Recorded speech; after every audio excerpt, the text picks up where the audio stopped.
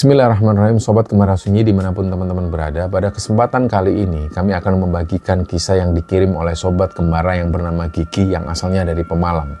Sebelum kita masuk ke ceritanya, untuk teman-teman yang nonton tayangan ini dan belum subscribe, jangan lupa untuk subscribe lebih dulu agar channel Kemara Sunyi ini lebih berkembang lagi dan kami lebih bersemangat lagi dalam membuat konten-konten terbaru di Kemara Sunyi. Dan untuk teman-teman yang telah mendukung kami sejauh ini, kami mengucapkan terima kasih banyak. Semoga amal kebaikan teman-teman dibalas kebaikan berlipat oleh Allah Subhanahu wa Ta'ala.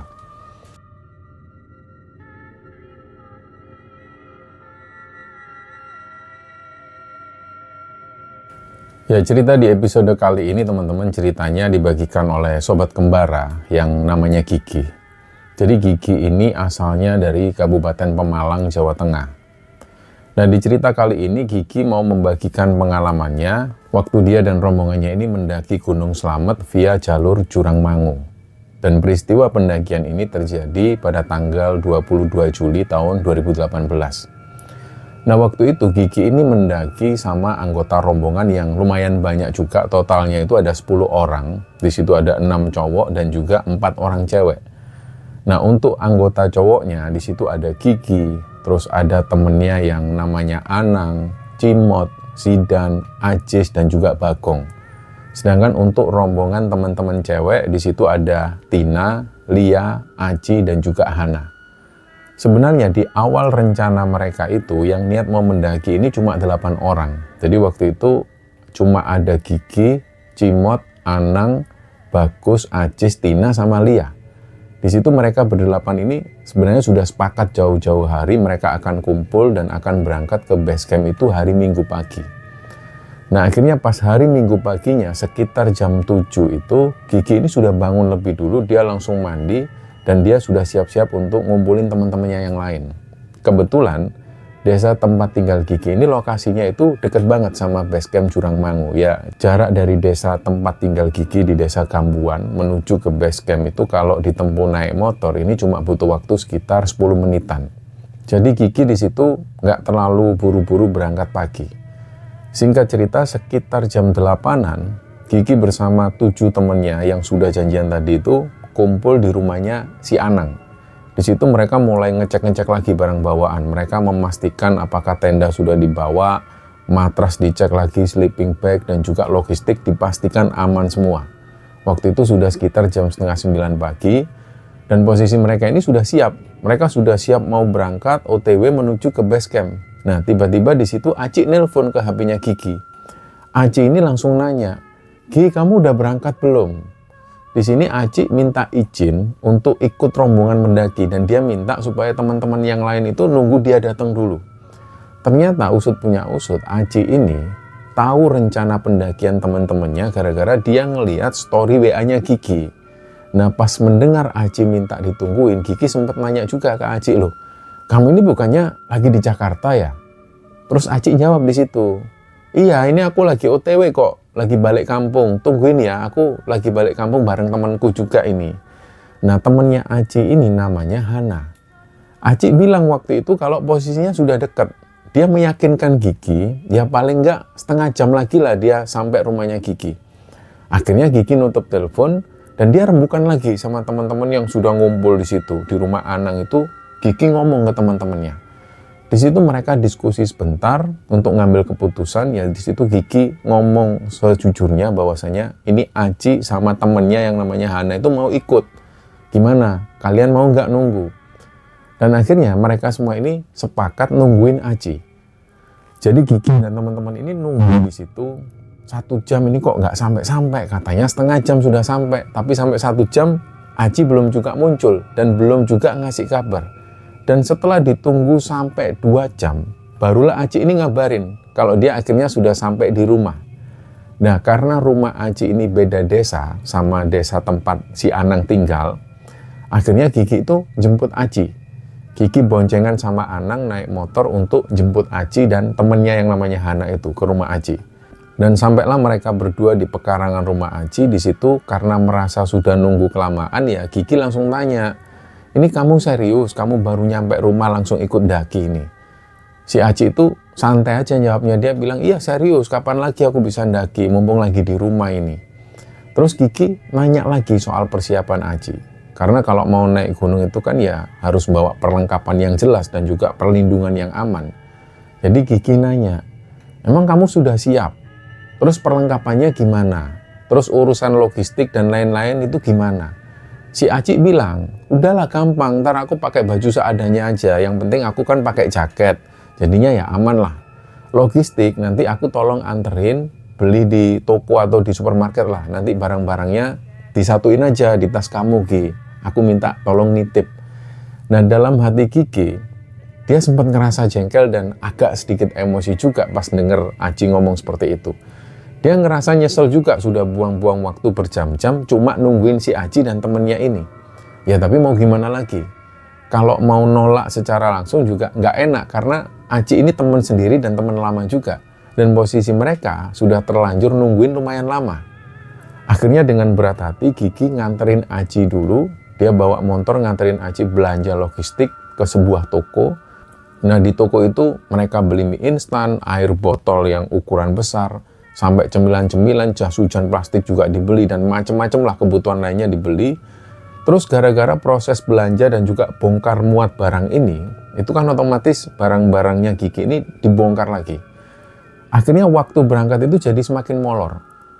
Barulah sekitar jam 2-an, jam 2 siang itu, mereka sampai di rumah Anang, dan untungnya teman-teman yang lain ini yang dari tadi sudah nunggu di rumah Anang, ini orangnya termasuk orang yang sabar-sabar semua. Di situ gak ada satupun yang marah-marah atau ngomel gara-gara kelamaan nungguin Aci dan juga Hana. Dan sesampainya di rumah Anang ya mereka gak buang-buang waktu. Mereka langsung siap-siap. Logistik yang baru dibeli si Aci ini langsung di packing rapi dan dimasukkan dalam tas carrier-nya Gigi lagi. Setelah urusan packing beres, mereka berdoa. Dan baru sekitar jam setengah 3-an sore, rombongan yang tadinya 8 orang akhirnya genap jadi 10 orang ini berangkat menuju ke basecamp Jurangmangu. Nah, perjalanan mereka dari desa itu menuju ke basecamp ini lancar. Singkatnya mereka nyampe di basecamp Jurangmangu itu sekitar jam 3-an. Begitu sampai di area basecamp, mereka lapor dulu ke petugas. Terus di pos pendaftaran itu mereka ditanyain dari mana asalnya, terus dimintain juga kartu identitas, dan juga mereka harus bayar biaya retribusi segala macam. Setelah urusan perizinan basecamp ini selesai, jam 4 sore barulah mereka mulai perjalanan pendakian ini. Trek awal dari basecamp Jurangmangu menuju ke pos 1 itu jaraknya bisa dibilang dekat. Jalur tanahnya juga masih landai dan belum ada tanjakan-tanjakan yang ekstrim. Jadi mereka bersepuluh itu jalan bareng-bareng dengan ritme yang santai. Mereka ngobrol-ngobrol santai dan belum terlalu nguras tenaga. Singkat cerita, sampailah rombongan mereka ini di pos 1. Waktu itu sekitar jam setengah 5 sore, dan di area pos 1 ini mereka putuskan untuk istirahat. Jadi di situ sambil duduk-duduk, mereka rembukan lagi. Mereka diskusi untuk memutuskan ini siapa yang bakal jadi leader atau orang yang memimpin rombongan untuk buka jalan di posisi yang paling depan. Nah, dari 10 orang yang kumpul di situ, mereka mulai buat voting kecil-kecilan dan saling tunjuk, dan hasil dari voting teman-teman, mereka menunjuk Gigi yang jadi leader pendakian. Ya di situ Gigi mau gimana lagi, dengan sedikit terpaksa Gigi mengiyakan penunjukan dari teman-temannya itu. Dan gak kerasa mereka sudah duduk-duduk istirahat di pos 1 itu sudah sekitar 25 menitan. Setelah nafas mereka sudah mulai normal, sudah mulai teratur lagi, mereka melanjutkan perjalanan lagi. Sekitar jam 5 sore lebih mereka mulai meninggalkan pos 1 itu. Target mereka selanjutnya ini adalah pos 2. Terus berdasarkan perkiraan secara normal, jarak tempuh dari pos 1 menuju ke pos 2 itu akan memakan waktu sekitar 45 menitan. Dan benar, mereka sampai di area pos 2 itu pas adzan maghrib berkumandang. Itu terdengar samar-samar dari arah perkampungan, adzan maghrib berkumandang. Dan mengingat waktu itu sudah mulai gelap, mereka memutuskan untuk berhenti agak lama di pos 2 ini. Mereka memanfaatkan waktu di pos 2 untuk isomah, istirahat, sholat, makan di situ. Mereka sempat bongkar carrier juga. Mereka mengeluarkan kompor, terus bikin perapian kecil untuk masak air dan juga bikin kopi. Jadi mereka sempat santai-santai di pos 2 sambil memulihkan tenaga. Nah, kesepakatan rombongan di malam itu, pendakian ini akan dilanjutkan lagi nantinya sehabis isya, supaya badan mereka seger lah dan supaya nggak terlalu diforsir. Terus singkat cerita, ketika sudah jam 7 lebih selepas Isya itu, kondisi hutan ini kan sudah mulai gelap. Mereka pun mulai siap-siap packing-packing lagi. Dan karier yang tadi sempat dibongkar untuk mengeluarkan kompor dan juga berbagai macam logistik ini ditutup dan diikat lagi. Headlamp ini sudah mulai dipasang di kepala mereka masing-masing untuk penerangan jalan. Dan pas mereka sudah beres packing itu, di momen Gigi pas ngangkat tas kariernya itu, tiba-tiba Gigi ini dengar jelas ada suara perempuan nangis. Itu samar-samar awalnya. Nah, suara tangisan perempuan ini itu jelas dari atas. Tepatnya dari jalur pendakian yang mengarah ke posisi mereka di pos 2 itu. Nah, saking kagetnya pas dengar suara perempuan yang nangis ini, entah sadar atau enggak, Gigi ini malah keceplosan ngomong ke salah satu temennya yang ada di dekat dia, si Zidan. Ternyata, Zidan ini juga dengar jelas ada suara perempuan yang nangis dari arah jalur itu. Zidan yang tahu kalau temennya ini mulai panik, Zidan itu langsung berusaha menenangkan suasana supaya anggota rombongan yang lain itu nggak ikut panik. Zidan ngomong ke Gigi, "Udah Gi, aku juga denger kok. Ada suara perempuan nangis kan. Udahlah, bismillah, kita tetap lanjut jalan." Gigi akhirnya berusaha untuk menenangkan diri. Dia buang jauh-jauh ketakutan di pikirannya. Gigi meyakinkan dirinya sendiri dan akhirnya dia paksa maju. Dan setelah rombongan Gigi ini sempat kaget pas mendengar suara cewek nangis di pos 2 itu, mereka mencoba untuk nggak terlalu memikirkan hal itu. Mereka tetap melanjutkan pendakian. Dan perjalanan dari pos 2 menuju ke pos 3 itu jaraknya lumayan jauh juga. Medannya juga sudah mulai berbeda dari pos-pos sebelumnya. Ditambah waktu itu kondisinya kan sudah malam. Jadi suasana hutan ini sudah gelap banget. Pas mereka baru jalan menyusuri trek sekitar 10 menitan dari pos 2 tadi menuju ke pos 3. Waktu itu posisi Gigi ini masih sebagai leader, dia ada di depan. Jadi posisi Gigi ini jalan urutan paling depan, dia membuka jalan untuk teman-temannya. Tiba-tiba di situ Gigi dengar lagi ada suara perempuan nangis lagi. Itu suaranya persis kayak yang dia dengar di pos 2 tadi. Itu jelas banget suaranya. Suara tangisannya itu khas banget. Ya mungkin kalau orang-orang awam maupun warga sekitar ini pasti bilang kalau ini suara tangisan kuntilanak.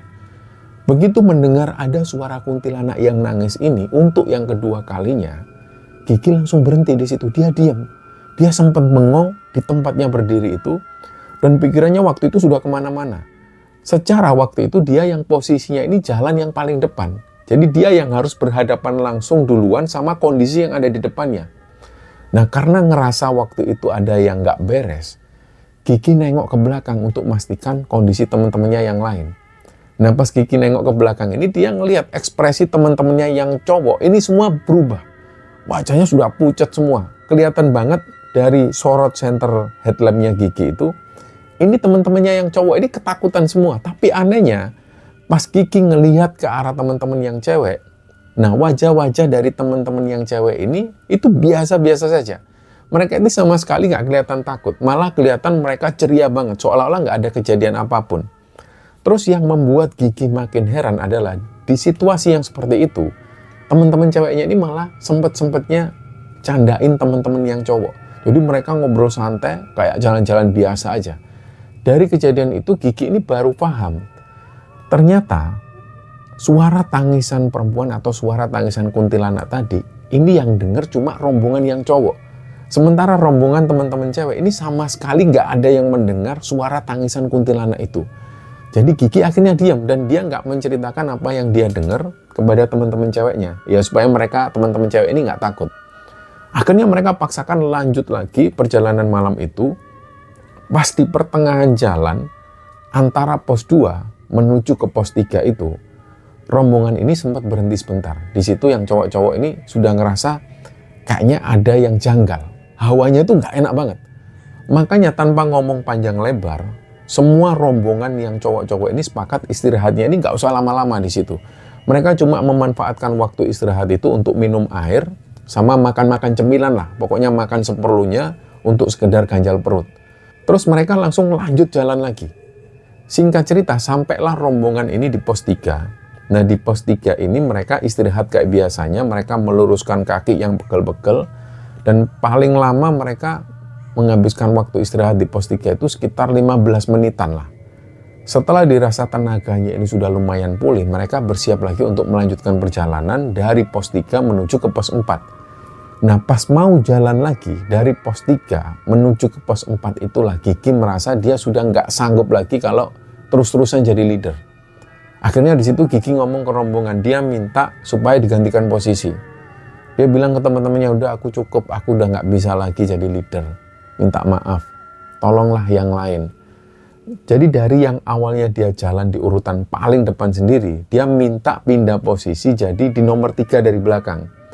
Gigi merasa dengan posisi agak di belakang, dia bakal ngerasa lebih aman karena ada banyak teman-teman yang ada di depan maupun di belakangnya. Nah, di situ formasinya sudah mulai berubah. Waktu itu di belakangnya Gigi ini ada Aji, terus di urutan paling bontot atau posisi sweeper itu diisi oleh Bagong. Awalnya perjalanan mereka dari pos 3 menuju ke pos 4 ini normal. Nggak ada kejadian mistis maupun suara-suara aneh apapun. Mereka jalan di situ sambil bercanda-canda lagi kayak di awal pendakian. Suasananya jadi sempat cair beberapa saat. Sampai pada akhirnya, pas mereka merasa posisinya ini sudah hampir sampai di area pos 4, rombongan Gigi ini niatnya mau istirahat agak lama pas nyampe di pos 4 nanti. Tapi tiba-tiba suasana yang tadinya santai dan penuh canda tawa itu berubah jadi agak tegang. Karena ada temennya, si Zidan ini, Zidan itu bilang, teman-teman, nanti kita usahakan dari pos 4 sampai pos 5, kita nggak usah istirahat ya. Nah, Gigi di situ nggak tahu kenapa kok Zidan ngomong seperti ini, tapi persis sehabis Zidan ngomong seperti itu, seketika itu juga memang hawa di sekitar mereka itu mulai berubah. Suasananya itu langsung membuat merinding. Semuanya ini tiba-tiba ngerasa kayak ada hawa panas yang berembus. Aura mistisnya itu kerasa kental banget di sekitar mereka. Ya sudah, karena mereka sudah merasa nggak enak, akhirnya mereka semua tetap melanjutkan perjalanan dan mereka batal istirahat. Dan ada hal yang membuat Gigi kaget. Ternyata jarak mereka untuk sampai di titik pos 4 itu sudah dekat banget sebenarnya. Baru mereka jalan sekitar 10 meteran setelah Zidan ngomong soal larangan tadi, tahu-tahu mereka sudah sampai di area pos 4. Nah, otomatis rasa takut masing-masing anggota itu langsung menjadi-jadi.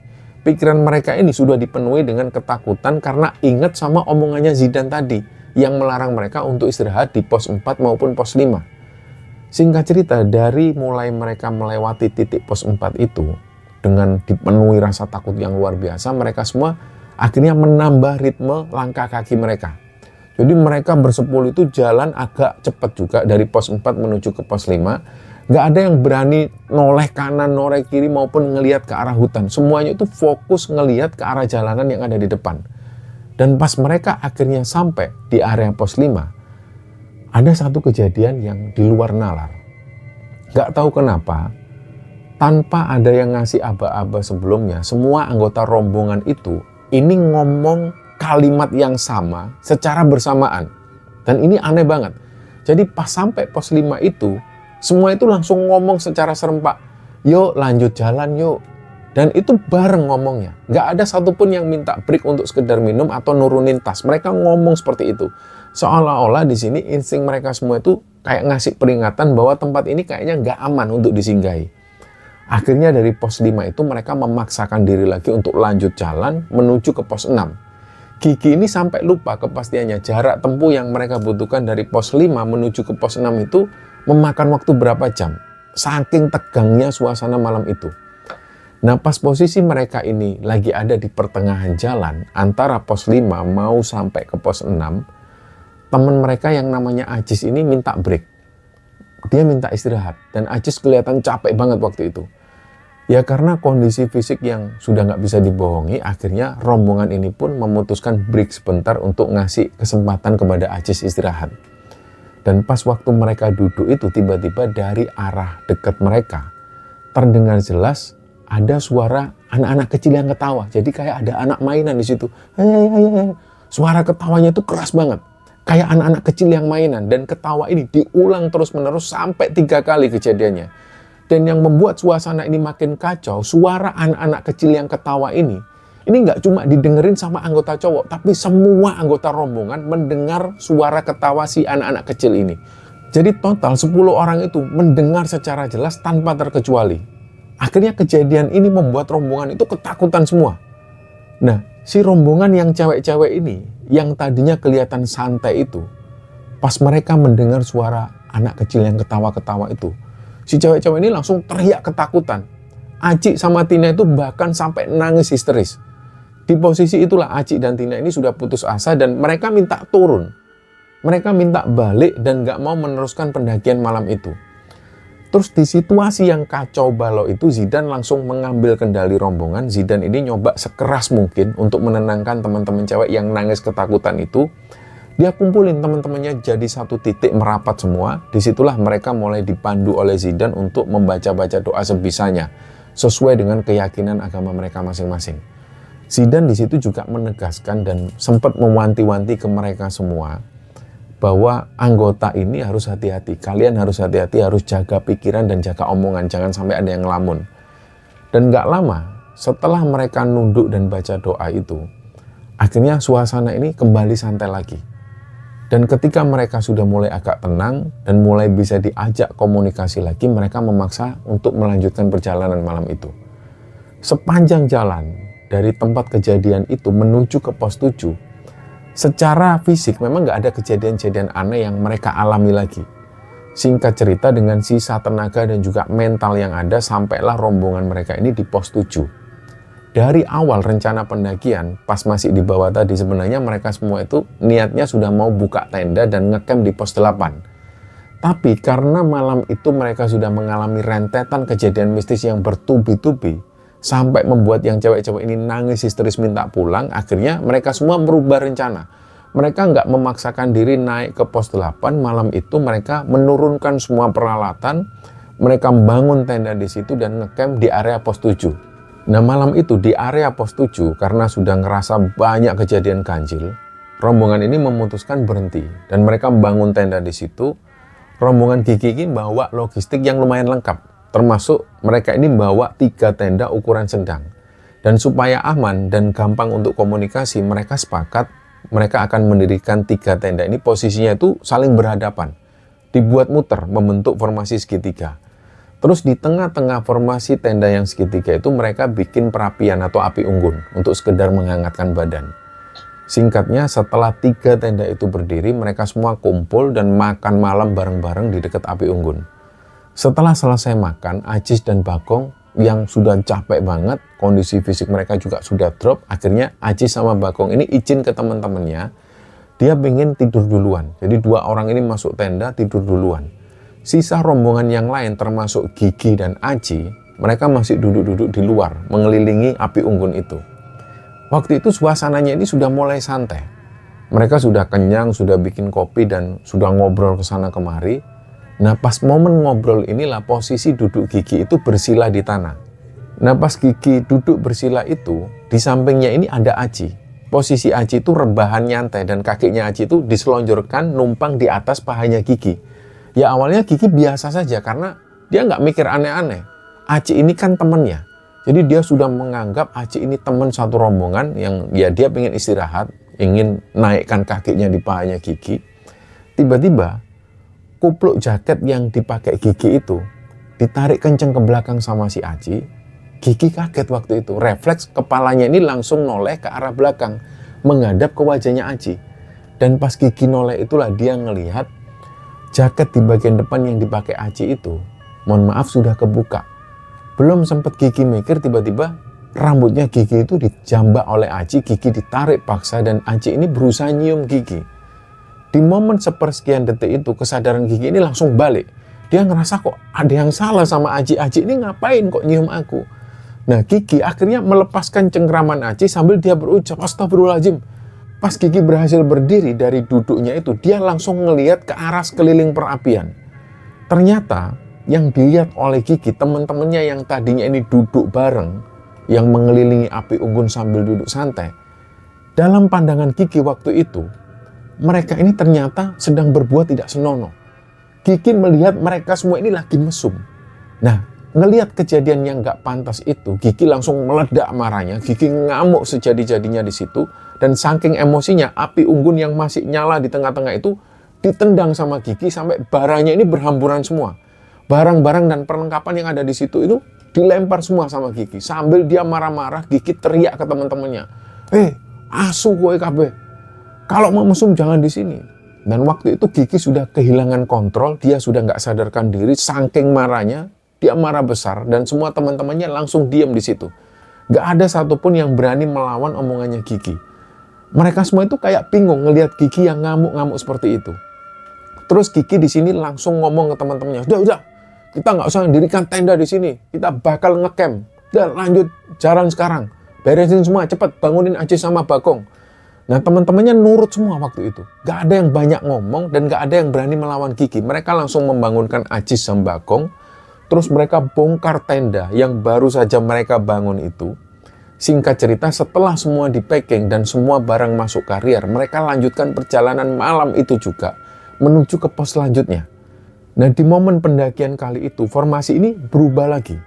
Gigi yang tadinya ada di urutan tengah atau depan, dia sudah pindah posisi, dia milih jadi sweeper di belakang. Dia sengaja ngambil posisi di belakang sendiri untuk ngawasi teman-temannya dari belakang, supaya nggak ada hal-hal aneh terjadi lagi. Mereka pun melewati gelapnya hutan itu dengan kondisi mental yang sudah tegang dan yang jelas capek mereka. Kira-kira setelah mereka jalan menyusuri trek sekitar setengah jam itu, Gigi merasa nafasnya ini sudah mulai berat. Dari belakang dia teriak-teriak ke temannya, minta break. Break, tolong break, berhenti sebentar.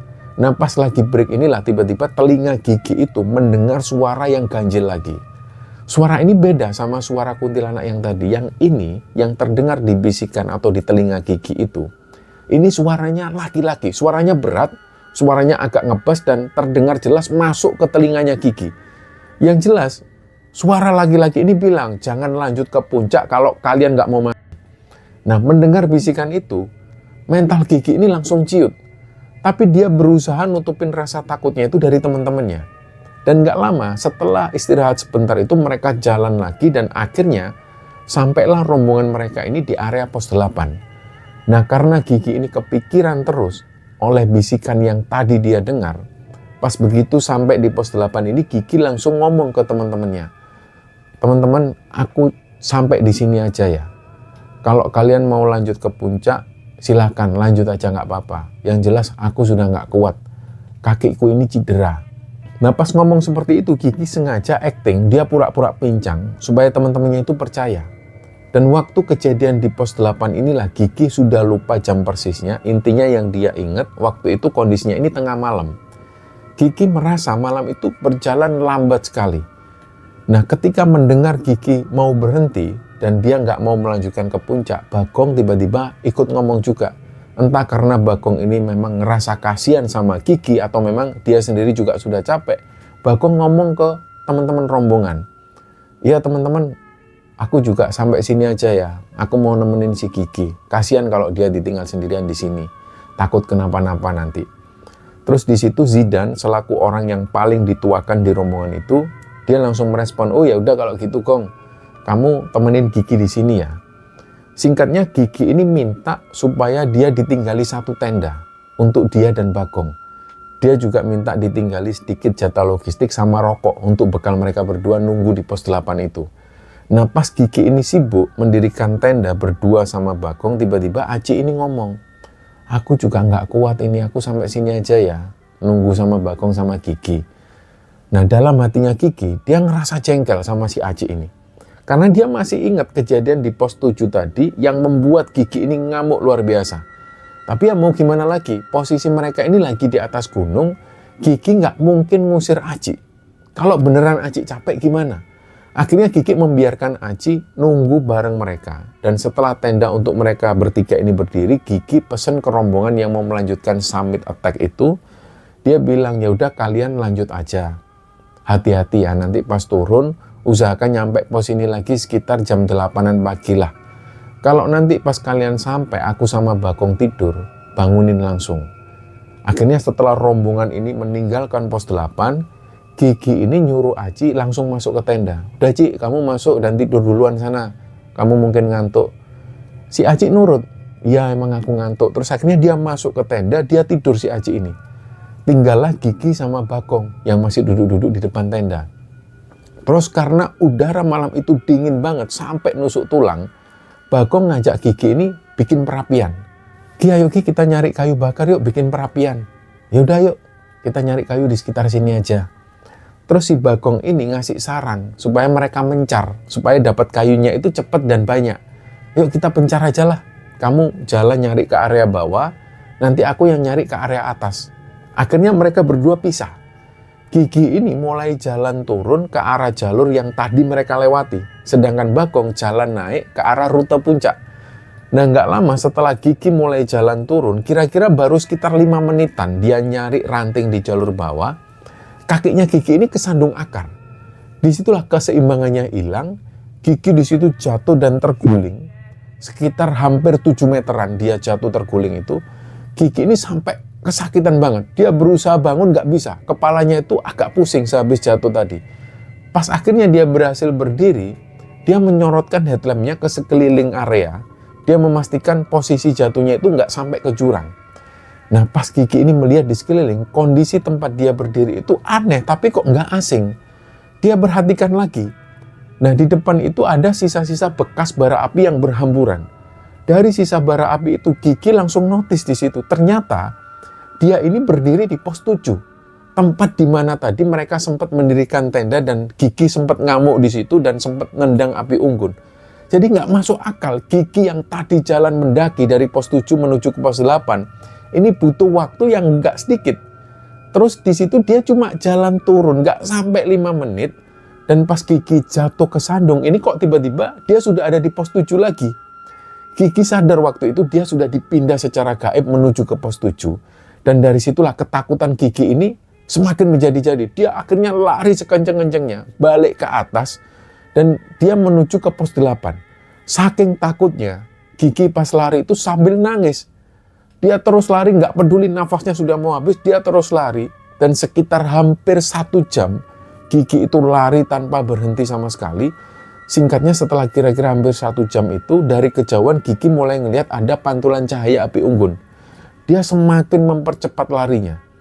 Dan pas nyampe di sumber cahaya itu, dia ngelihat Bagong ini sudah duduk di depan tenda. Pas Gigi sampai di depan Bagong, dengan kondisi Gigi yang nafasnya ngos-ngosan itu dan wajahnya pucat, Bagong langsung tanya, loh, kamu ini dari mana, Gi?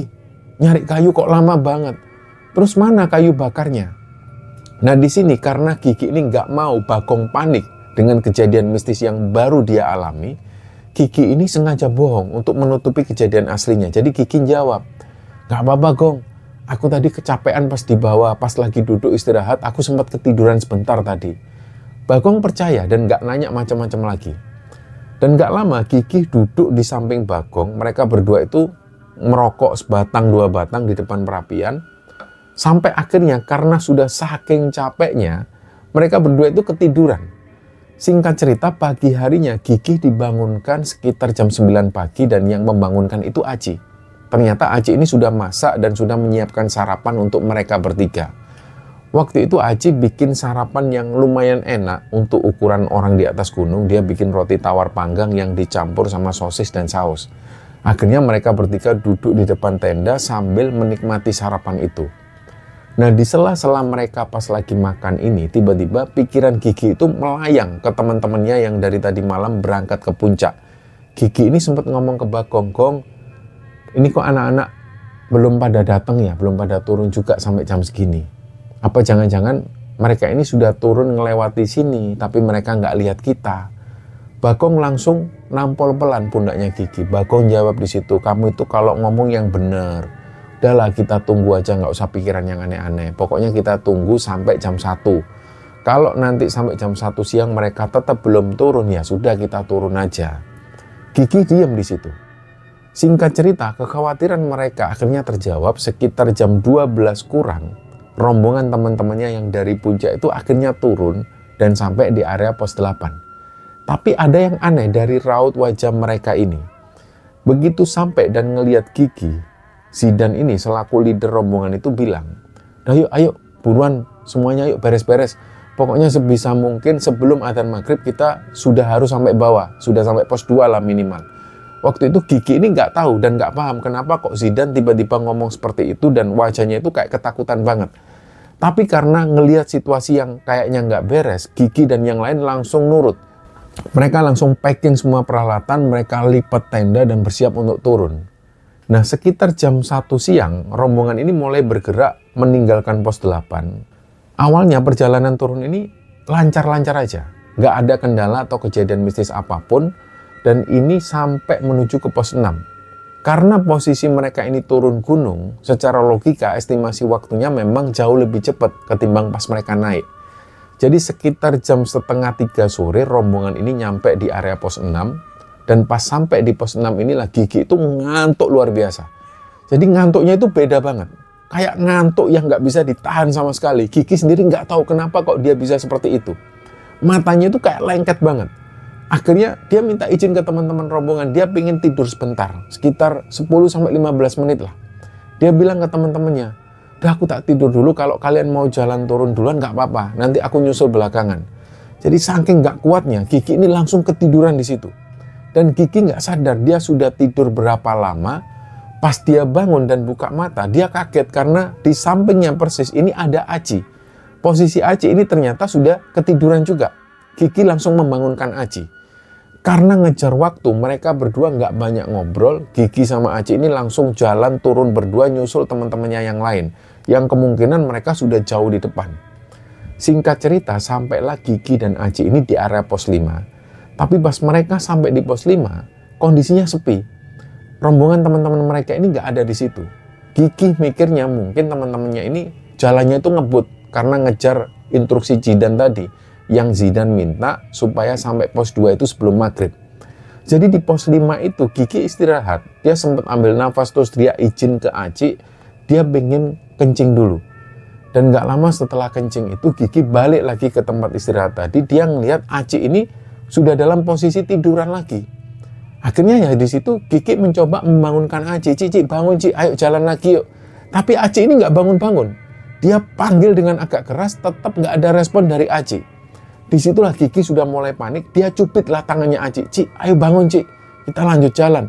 Aci ini masih nggak bangun. Sampai di titik Gigi nampar pipinya Aci, tapi Aci tetap kaku, dia tetap tutup mata dan nggak merespon sama sekali. Jadi Aci ini bisa dipastikan dia pingsan waktu itu, dan posisinya itu kayak orang yang tidur pules. Kalau Gigi diem terus, nunggu Aci bangun, mereka bisa kemalaman di hutan. Akhirnya dengan terpaksa Gigi memutuskan untuk gendong Aci. Posisinya waktu itu tas karier yang ukurannya besar itu yang dibawa oleh Gigi ini digendong di depan dan Aci digendong di belakang. Terus dengan beban fisik yang berat itu Gigi jalan dengan tertatih-tatih sampai di pos 4. Gigi berhenti sebentar untuk ngecek apa Aci ini sudah bangun. Ternyata Aci belum bangun, dia masih pingsan. Sampai di pos 3 waktu itu sudah sekitar jam 5 sore, kondisi Aci ini tetap pingsan. Gigi tetap memaksakan diri. Sesekali Gigi ini harus berhenti sebentar, dia naruh badannya Aci untuk sekedar ngecek denyut nadinya. Dia pastikan lagi bahwa Aci ini masih hidup. Karena tenaganya Gigi ini sudah benar-benar habis dan fisiknya sudah menyerah, pas di pertengahan jalan antara pos 3 menuju ke pos 2 itu, dengan sangat terpaksa karena dia sudah nggak kuat lagi ngangkat badannya Aci, Gigi ini terpaksa nyeret badannya Aci. Dia tarik ke arah bawah. Jadi dia itu nyeret badannya Aci persis kayak nyeret karung. Pas suasana hutan sudah mulai gelap, dari kejauhan sekitar 20 meteran di depan Gigi ngelihat ada kerumunan teman-temannya. Nah teman-temannya yang dari tadi nungguin di pos 2 itu langsung teriak ke arah Gigi. Gi, ayo Gi, buruan jalan. Mereka nggak tahu kalau Gigi ini lagi nyeret si Aci. Dan ketika mendengar suara teman-temannya itu, Gigi langsung ngangkat badannya Aci dan langsung dia gendong lagi. Nah begitu Gigi ini sampai di pos 2 itu, saking capeknya, dia langsung melempar badan Aci ke bawah, ke arah teman-temannya itu, dan pas Aci ini jatuh, Aci tetap nggak bangun. Gigi langsung tepar di situ, fisiknya sudah benar-benar habis, tapi dalam hatinya Gigi merasa lega, karena akhirnya dia ini bisa gabung lagi sama rombongan teman-temannya. Nah di situ teman-temannya langsung fokus untuk bantu Gigi dan juga ngangkat Aci. Singkat cerita, Aci ini baru sadar dari pingsannya itu sekitar jam 10 malam. Setelah Aci sadar dan kondisinya sudah agak mendingan, malam itu mereka lanjut turun sampai ke basecamp perizinan. Sampai di basecamp mereka langsung lapor ke petugas, dan karena kondisinya sudah pada capek mental dan fisik semua, mereka nggak prepare apa-apa lagi di basecamp dan mereka langsung bablas pulang menuju ke rumahnya Anang. Nah mereka istirahat dulu di rumahnya Anang malam itu. Singkat cerita, mereka semua akhirnya sampai di rumah Anang. Di situ mereka gantian numpang bersih-bersih badan dan siap-siap untuk pulang ke rumah mereka masing-masing. Nah, di momen pas mau pulang inilah ada perasaan ganjil di hatinya Gigi. Jadi nggak tahu kenapa Gigi itu ngerasa kayak takut pulang sendirian. Padahal jarak dari rumah Anang ke rumahnya Gigi itu deket banget. Saking deketnya jalan kaki itu sampai. Tapi Gigi merasa hawanya itu nggak enak banget. Akhirnya Gigi minta tolong ke Cimot untuk nemenin dia pulang, sekalian Gigi ngajakin Cimot untuk nginep di rumahnya malam itu. Awalnya memang Cimot nolak, malas katanya. Tapi setelah disogok dibeliin sebungkus rokok sama Gigi, akhirnya Cimot mau nemenin dan mau nginep di rumahnya Gigi. Malam itu Gigi tidur bareng satu kamar sama Cimot di rumahnya. Dan pas lagi tidur pules itulah Gigi mengalami mimpi yang jelas dan mimpinya itu kayak kerasa nyata banget. Dalam mimpinya itu Gigi merasa posisinya ini lagi ada di pos 7 di Gunung Slamet. Persis di lokasi di mana mereka bikin api unggun waktu malam kejadian itu. Nah, di mimpi itu Gigi ngeliat Ajis itu nangis sesenggukan. Sambil nangis, Ajis ini ngomong ke Gigi, "Gi, jangan pernah naik ke gunung ini lagi ya Gi. Kalau bisa, kamu pulang aja sekarang." Gigi di dalam mimpinya itu, dia merasa kebingungan. Dia ngelihat ke sekeliling hutan di pos 7 itu, tapi anehnya dia sama sekali nggak ngelihat ada jalur pendakian. Semuanya itu ketutup semak belukar. Padahal Gigi ingat kalau itu pos 7. Karena dia ngelihat ada pelang tulisannya juga di pohon. Nah, Gigi nanya ke Ajis, "Ya Jis, aku memang pengen pulang, tapi aku bingung ini pulangnya kemana Jis, jalannya lewat mana?" Di dalam mimpinya itu, Ajis ini tiba-tiba langsung lari ke arah semak-semak. Gigi juga langsung lari ngejar Ajis tadi. Dan pas Gigi berhasil nyusul, ternyata Ajis ini loncat ke jurang. Jadi di situ kayak ada yang mengendalikan badannya, tiba-tiba Gigi ikut-ikutan loncat nyusul Ajis masuk ke jurang itu. Dan setelah loncat, semua ini langsung berubah jadi gelap. Gigi hilang kesadaran dan di dalam mimpinya itu dia sudah nggak ingat apa-apa lagi, nggak tahu sudah berapa lama dia mengalami hal seperti itu. Pas Gigi tersadar, Gigi ngelihat dia ini dikelilingi sama seluruh anggota keluarganya. Semua itu nangis. Gak cuma keluarga, teman-teman rombongan yang ikut naik gunung kemarin ini juga ngumpul semua di kamarnya Gigi. Terus Gigi di situ juga mendengar ada orang-orang yang lagi membacakan surat Yasin. Dan di samping ranjangnya ada seorang ustadz yang memang dikenal warga sekitar sebagai orang pintar. Gigi yang waktu itu masih linglung, dia tanya, "Loh, ini ada apa? Kenapa kok kumpul semua? Kenapa kok kalian nangis?" Si ustadz yang duduk di sebelahnya itu jawab, Sudah mas, enggak apa-apa mas, alhamdulillah, yang penting sukmamu ini sudah balik lagi ke badanmu. Kamu tahu nggak sih, kamu ini sudah 3 hari 3 malam nggak bangun-bangun kayak gini. Selama 3 hari itu kamu cuma ngigau-ngigau terus, kamu teriak-teriak minta tolong terus." Nah, mendengar penjelasan itu Gigi kaget. Ternyata apa yang dia rasakan sebagai mimpi yang singkat itu di dunia nyata ini sudah memakan waktu sampai 3 hari. Dan gak lama setelah Gigi sadar itu, anggota keluarga yang lain juga mulai lega. Satu persatu dari mereka mulai keluar, dan di dalam kamar itu cuma tersisa teman-teman rombongan yang ikut mendaki kemarin. Dan karena rasa penasarannya, Gigi ini nanya, "Sebenarnya ada apa sih sama kalian pas kita ngecamp di pos 7 kemarin? Kenapa kok kalian itu berbuat mesum seperti itu?" Nah, teman-temannya semua itu bingung. Teman-temannya ini diam semua dan kayak orang yang bingung, Gigi ini ngomong apa sih? Suasana kamar itu sempat hening sebentar. Akhirnya Zidan ini yang ngambil alih pembicaraan. Dia menjelaskan fakta yang sebenarnya terjadi malam itu. Jadi Zidan ini bilang ke Gigi, "Gi, kamu itu tahu nggak apa yang sebenarnya terjadi? Jadi pas waktu kita duduk di depan api unggun malam itu, kita semua ini sebenarnya sudah tidur semua.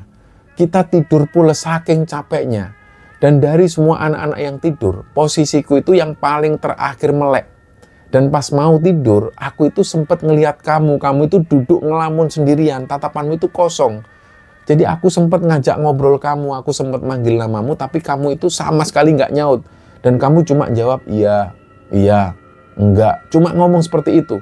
Terus karena sudah semakin malam, aku itu sempat nyuruh kamu masuk. Sempat nyuruh kamu masuk tenda dan tidur dalam tenda. Tapi kamu nggak mau, kamu cuma diem. Dan yang aku lihat waktu itu, kamu akhirnya sempat nurut. Dan kamu ikut tiduran di dekat kita. Jadi kita semua tiduran situ. Tapi nggak lama aku sama teman-teman yang lain ini kebangun, aku kaget. Kami ini kebangun karena kaget ngelihat kamu kok tiba-tiba ngamuk, nggak karu-karuan. Kamu itu ngamuk, semua kamu tendangi, bahkan api unggun kamu tendang, barang-barang kamu lempar semua sambil kamu teriak-teriak. Yaitu kamu bilang kita ini mesum dan lain sebagainya. Kita bingung, kami ini tidur pules. Nah waktu itu kami menganggapnya kamu ini sudah kesurupan, makanya kami nurut. Kamu suruh kita bongkar tenda terus lanjut jalan, kami nurut. Karena kita dari tadi posisinya tidur pules, gak ada yang melakukan hal yang aneh sedikit pun. Makanya pas kamu ngamuk itu ya semua diam, gak ada yang berani ngelawan. Kita bingung juga sama apa yang kamu omongin waktu itu. Jadi Kiki ini kaget pas mendengar ucapan Zidan. Semua teman-temannya juga ngomong hal yang sama. Di pos 7 mereka semua itu tidur. Mereka bersumpah, satu pun dari mereka gak ada yang berbuat mesum. Lagian mereka berpikir gak masuk akal yang dibilang Kiki ini. Mana mungkin mereka mesum. Di antara mereka gak ada yang pacaran, gak ada yang saling berpikiran aneh-aneh. Mereka semua berteman. Dan di pos 7 itu mereka semua tidur. Bahkan yang katanya Kiki, Aci sempat mencium Kiki, itu juga gak terjadi. Aci ini posisinya tidur di samping Kiki. Dan Aci nggak ngapa-ngapain. Dan nggak tahu kenapa dalam pandangan Kiki, semua teman-temannya itu terlihat melakukan hal yang mesum. Ternyata kejadian mesum itu adalah gangguan halus yang ditampilkan dalam pandangan matanya Kiki. Secara fisik teman-temannya memang lagi tidur. Terus Zidan juga menjelaskan soal dia yang nyuruh rombongan turun sebelum maghrib pas sampai di pos 8 itu. Zidan bilang di sini, Ki, kamu ingat kan kenapa aku nyuruh anak-anak ini cepet-cepet turun dan harus sampai pos 2 sebelum maghrib? Itu karena sepanjang jalan, pas aku turun dari puncak itu, aku terus-terusan mendengar suara yang terus membisikkan ke telingaku. Suara itu ngomong ke aku, turun sebelum maghrib. Kalau maghrib kalian belum sampai pos 2, jangan harap kalian semua bisa pulang ke rumah dengan selamat. Makanya aku panik banget, nyuruh kalian turun langsung. Nah ini penjelasan dari Zidan. Kiki cuma diam di situ. Dia merenungkan semuanya. Dia coba berpikir sebenarnya letak kesalahan fatal rombongan mereka pas naik gunung itu apa. Sampai mereka bisa diganggu parah seperti itu. Dan di tengah keheningan itu, Aci ini mulai angkat bicara. Aci bilang, aku minta maaf ya teman-teman, maafin aku. Sebenarnya ada yang aku sembunyikan dari kalian. Kemarin itu pas posisi kita baru sampai di pos 2, pas kita lagi naik, itu aku tiba-tiba mens. Dan karena aku memang kurang persiapan, aku nggak bawa pembalut sama sekali. Jadi darah headku itu sempet tembus. Dan aku biarin gitu aja. Maafin aku semua ya, karena aku bawa sial.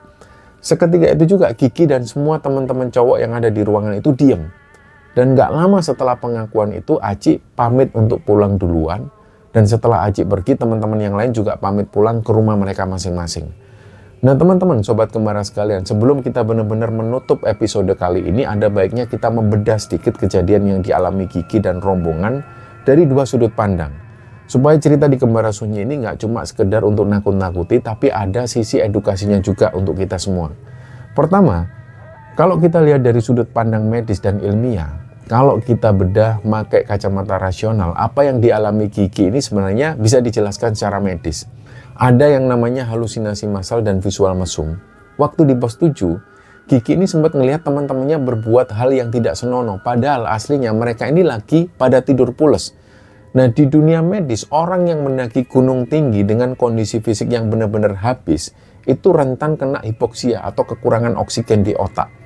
Ditambah lagi suhu dingin yang ekstrim itu bisa memicu hipotermia. Otak Kiki yang sudah capek banget merespon kondisi ini dengan ngalamin delirium dan halusinasi visual tingkat tinggi. Otaknya akhirnya menciptakan proyeksi visual yang sebenarnya itu nggak ada. Terus tentang tertidur 3 hari 3 malam pas nyampe rumah, ini secara medis bisa disebut sebagai disosiatif stupor atau reaksi tubuh terhadap stres. Badannya Kiki itu melakukan shutdown otomatis buat ngelindungi organ-organ vital. Karena otak dan fisiknya ini sudah melewati batas maksimal stres selama berhari-hari di gunung. Badannya butuh waktu berhari-hari buat meriset ulang sistem sarafnya. Tapi teman-teman, kita juga nggak bisa menghindar dari sisi mistisnya. Kalau kita lihat dari kacamata mistis dan juga kearifan lokal Nusantara, penjelasannya itu benar-benar beda lagi. Gunung ini kan bukan cuma tumpukan tanah dan barisan pohon-pohon, tapi ini adalah kerajaan atau rumah bagi entitas lain. Ada pantangan paling keras di gunung yang dipercaya oleh sebagian orang, yaitu membuang atau membiarkan darah kotor atau darah haid itu berceceran. Kayak yang dilakukan sama Aji. Dia ini lagi haid dan darahnya tembus karena dia nggak bawa pembalut, akhirnya darahnya ini sempat netes. Nah, di alam gaib, bau darah kotor ini itu ibarat undangan makan besar bagi para lelembut dan juga jin fasik. Entitas negatif ini datang berkerumun mengikuti rombongannya Gigi sejak mereka ada di pos 2. Dan halusinasi yang dialami Gigi di pos 7 itu murni tipuan lelembut. Makhluk halus ini sengaja ngasih visual teman-temannya berbuat mesum supaya Gigi ini ngamuk. Tujuannya untuk memecah belah rombongan. Pada saat rasa takut, marah, dan emosi manusia ini lagi tinggi-tingginya, disitulah energi mereka paling gampang disedot habis oleh makhluk gaib. Dan puncaknya adalah pas Gigi ngejar Ajis dan ikut loncat ke jurang. Dalam ranah spiritual, ini diyakini sebagai momen di mana sukmanya Gigi ini benar-benar ditahan di alam gaib di pos 7. Badannya memang berhasil pulang, tapi sukmanya ini nyangkut di dimensi lain. Makanya Gigi ini koma selama 3 hari dan dia cuma bisa mengigo minta tolong karena sukmanya itu kebingungan nyari jalan pulang. Dan di sini diperlukan intervensi Ustadz untuk menarik sukmanya Gigi kembali lagi masuk ke badannya. Jadi seperti itu teman-teman. Tapi semuanya kembali lagi ke teman-teman. Intinya menjaga persiapan fisik, menjaga mental, dan yang paling penting menjaga adab sopan santun di alam liar. Ini adalah harga mati yang tidak bisa ditawar ketika mendaki gunung. Dan semoga kisah ini bisa kita ambil hikmah dan bisa kita ambil pelajaran di dalamnya. Mohon maaf jika ada salah-salah kata. Wassalamualaikum warahmatullahi wabarakatuh.